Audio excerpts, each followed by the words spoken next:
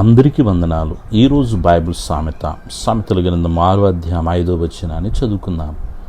వేటకాని చేతిలో నుండి లేడి తప్పించుకున్నట్లును, ఎరుకువాని చేతి నుండి పక్షి తప్పించుకున్నట్లును తప్పించుకొనుము. ఆమెన్. హల్లెలూయా. పిల్లరా, మన జీవితాల్లో అపవాది శత్రు రూపంలో మనల్ని ఎప్పుడు చిక్కుల్లో పడేయాలా అని చూస్తూ ఉంటాడు. అయితే ఒక పక్షి ఏ రీతిగా అయితే తప్పించుకుంటుందో అదే రీతిగా మనము కూడా తప్పించుకోవాలని దేవుడు చెప్తున్నాడు. దీని అర్థము దేవుడు తప్పిస్తాడు అని కాదు, నీవే తప్పించుకోవాలి. దేవుని సహాయముతో, నీ ప్రయత్నంతో ఇది సాధ్యము. కాబట్టి ఈ సామెత ద్వారా మన యొక్క ఆత్మీయ జీవితాల్ని దేవుడు బలపరిచి ఆస్వాదించునుగాక. ఆమెన్.